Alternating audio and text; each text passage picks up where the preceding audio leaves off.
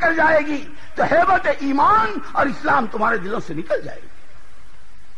جب تم اپنا اصلی کام جس مقصد کے لیے بھیجے گئے ہو، قرآن ڈنکے کی چوٹ کہہ رہا ہے کنتم خیر امۃ اخرجت للناس تأمرون بالمعروف وتنہون عن المنکر وتؤمنون باللہ۔ تم نے ماؤں کے پیٹ سے جنم اسی کے لیے لیا ہے، تم اپنی ماؤں کے پیٹ سے پیدا اسی لیے ہو۔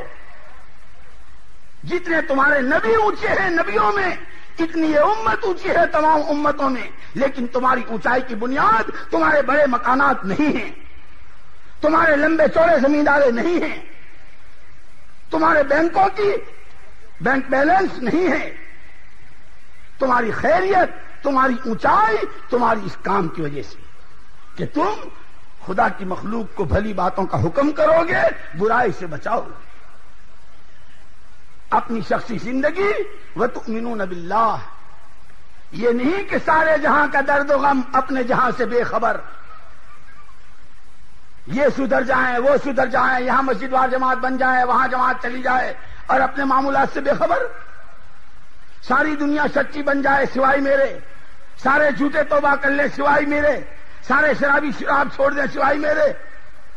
کیونکہ نہیں، قرآن کہتا خبردار، ہمیں سب کو لے کے چلنا ہے، اپنی شخصی زندگیوں کو کی بنانا ہے، اپنے آپ میں ایمان کی طاقت کہ جس ایمان میں روز ترقی ہو رہی ہو، جس ایمان کی بنیاد کہ زمین سے لے کے آسمان تک، مشرق سے لے کے مغرب تک، شمال سے لے کے جنوب تک، ذرے سے لے کے پہاڑ تک، چوٹی سے لے کے جبریل تک، قطرے سے لے کے چھاٹے مارتے سمندر تک، اور کوڑی سے لے کے کروڑوں تک، اور سوئی سے لے کے ایٹم بم ہائیڈروجن بم تک، لا الہ کوئی کچھ نہیں الا اللہ، ایک اکیلی ذات اللہ کی، نفع اسی کے ہاتھ میں، نقصان اسی کے ہاتھ میں، عزت اسی کے ہاتھ میں، ذلت اسی کے یہاں سے آتی ہے۔ اس ایمان میں روز ترقی ہو رہی ہو، ہر غیر کا یقین دل سے نکل رہا ہو، ایک اکیلی ذات اللہ کی، اس کا یقین اندر میں روز بڑھ رہا ہو۔ محمد الرسول اللہ کہ میرے گھر کی سوئی تاجے کی ضرورت سے لے کر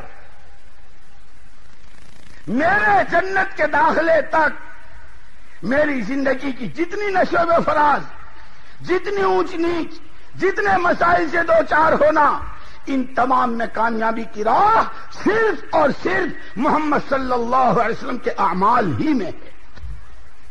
اگر میرے پاس کھانے کو لقمہ نہیں ہے، تن ڈھانکنے کو چترا نہیں ہے، سر چھپانے کو جھونپڑا نہیں ہے، کوئی مجھے ادھار نمک دینے کو تیار نہیں ہے، لیکن اگر میرے پاس محمد صلی اللہ علیہ وسلم والے اعمال ہیں، خدا مجھے دنیا میں بھی اور خدا مجھے آخرت میں بھی کامیاب کریں گے، یہ یقین اندر میں ہو اور اس یقین میں روز اضافہ ہو رہا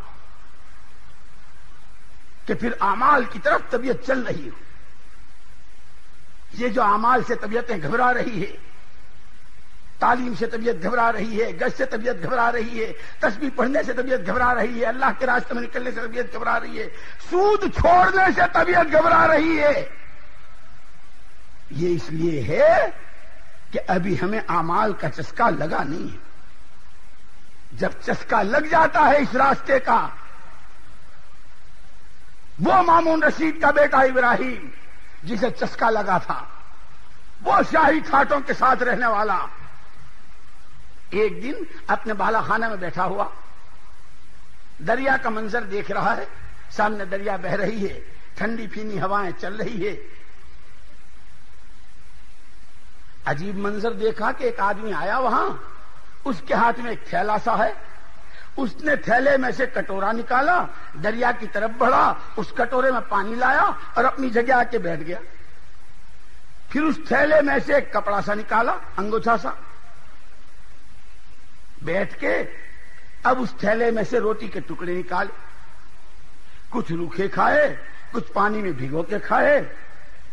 جب کھا چکا، پانی پی لیا، جو ٹکڑے بچے تھیلے میں واپس کر دیے، پھر اسی کپڑے کو بچھا کر کے وہی لمبا دراز ہو گئے۔ ابراہیم ابن مامون رشید کے لیے یہ منظر بہت چوٹ مارنے والا تھا۔ اس نے اپنا آدمی بھیجا، جاؤ اسے فقیر کو بلا کے لے آؤ. لیکن وہ فقیر بھی ایسا ہی تھا. اس نے کہا کہ یہ میرے قیلولہ کا وقت ہے، میں لیٹا ہوں. میرے آقا حضرت محمد صلی اللہ علیہ وسلم کی سنت ہے، اس وقت میں آرام کروں گا سنت کی نیت سے. اور یقین میرا یہ ہے کہ نبی کے طریقے پر زمین و آسمان سے زیادہ نبی کے طریقے کی قیمت ہے. اب وہ تو شہزادہ تھا. آدمی نے آ کے خبر دی کہ جی وہ تو یوں کہہ رہے. ارے جاؤ ہمارا نام لو، ہمارا تعارف کراؤ. کہتے نا لوگ، انہوں نے پہچانا نہیں ہوگا، تم نے ہمارا نام نہیں لیا ہوگا. جی ہاں، آپ گو کے کیڑے، آپ کا نام نہیں لیا ہوگا. اس نے آ کے کہا کہ وہ مامون رشید کے بیٹے ہیں ابراہیم شہزادے، وہ آپ کو بلا رہے ہیں. کیونکہ جا کے کہہ دو کہ صاحبزادے بلاویں یا ابا جان بلاویں. نبی کے طریقے پر کسی کی آواز کو، نبی کی آواز پر کسی کی آواز کو ترجیح نہیں دے سکتا. اب تنگایت بجنگایت، جب ایسے لوگوں کی انسلٹ ہونے لگے، ہم کو پہچانا ہی نہیں، ہماری کوئی حیثیت ہی نہیں، ہم اتنے بڑے باپ کے اور اتنے پتلے منہ کے. ابراہیم کو آیا غصہ، آدمی بھیجے. کیا؟ اب اس سے کچھ مت کہو، اٹھا کے لے آؤ. فقیر کا بچہ ہماری رعایا میں، ہماری نہیں سنتا. اٹھا کے لے آیا. بیچارہ غریب تھا، کمزور تھا.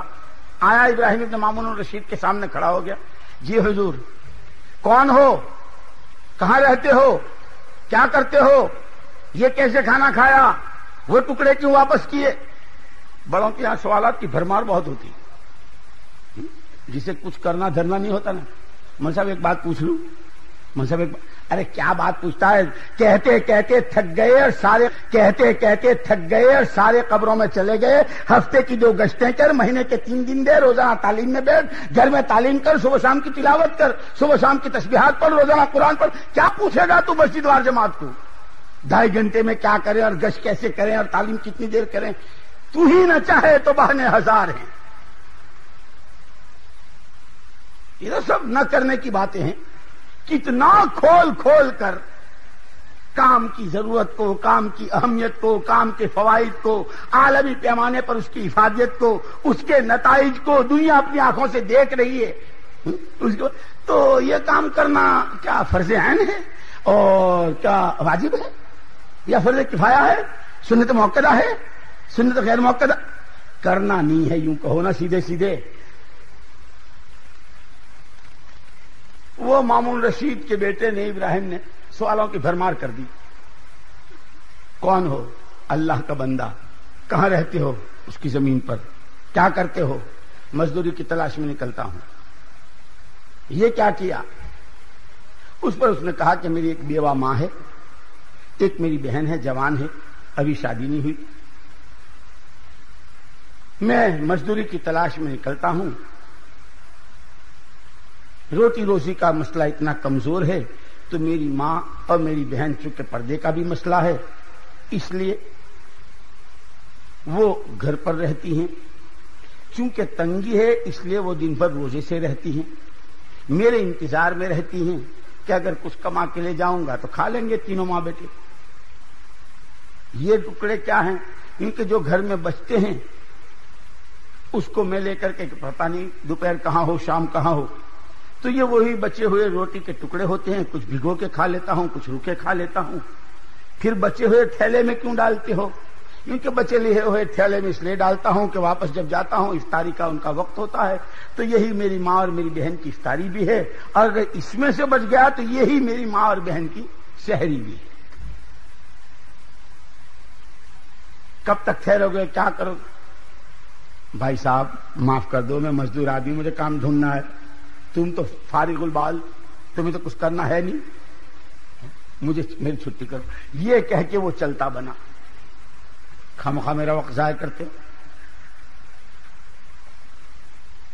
ابراہیم ابن مامون الرشید جب سینوں میں دل ہوتے ہیں، جب اندر میں ضمیر ہوتے ہیں، جب اس میں بیداری ہوتی ہے، جب اس کے پردے ہٹے ہوئے ہوتے ہیں، پھر آدمی سوچتا بھی ہے، سمجھتا ہے ساری دنیا کر رہی ہے، مجھے کیا ہو گیا ہے کہ میں نہیں کر رہا۔ ابراہیم ابن مامون الرشید اس کی اس سنت کے اہتمام، اس سادہ زندگی کہ جس کی بھوک نے اور جس کی اقتصادیات کی کمزوری نے اور جس کی روٹی روزی کے گھر کے قصے نے نہ کبھی چوری پر ابھارا، نہ کبھی ڈاکے پر ابھارا، نہ کبھی بھیک مانگنے پر ابھارا، اپنا حال چھپایا ہوا ہے، محنت مزدوری تلاش کر رہا ہے، روزی روٹی پہ گزارا کر رہا ہے، لیکن اللہ کی زمین پر اللہ کی طاعت کے ساتھ چل رہا ہے۔ اس زندگی نے شہزادے کی دل پر چوٹ ماری۔ ابراہیم ابن مامون الرشید بیٹھا ہوا ہے، شام کا وقت ہوا، رات کا دسترخوان شاہی محل میں بچھ گیا، مامون رشید کی طرف سے بلاوا آیا کہ ابراہیم کو بلا کے لاؤ۔ جو جواب اس نے دیا تھا یہ جواب یہاں دینے لگے، آج ہم کھانا نہیں کھائیں گے۔ پہلی دفعہ بھیجا نا کہ بھیا معاف کر دو، اس وقت دوبارہ مامون رشید کی طرف سے آیا، اس سے کہو ابا جان بلا رہے ہیں۔ ابراہیم نے کہلوایا کہ ابا جی سے کہہ دو کہ آج جی نہیں چاہ رہا، ہم نہیں کھائیں گے۔ یہاں جیسی ناک کٹ رہی تھی تو وہاں بھی تو ناک کٹ رہی تھی۔ اس ہاتھ لے اس ہاتھ دے، جیسی کرنی ویسی بھرنی، نہ مانے تو کر کے دے، اور جنت بھی ہے دوزخ بھی ہے، نہ مانے تو مر کے دے۔ جو جواب فقیر نے دیے تھے اور اس نے جو رخ اختیار کیا تھا، اس اللہ کے بندے کے ساتھ وہ رخ شام ہوتے ہی اس کے ساتھ ابھی رات نہیں گزری ہے۔ کبھی کبھی بدعملیوں پر خدا کی طرف سے پکڑ، اس ہاتھ لے اس ہاتھ دے۔ تیسری مرتبہ مامون رشید نے کہہ دو اسے، نہیں آتا ہے اٹھا کے لے آؤ۔ جب ہم کہہ رہے ہیں، آج خلیفہ کے آدمی آئے، ابراہیم کو اٹھا کے اسی طرح لے گئے جس طرح اس کو اٹھا کے منگوایا تھا۔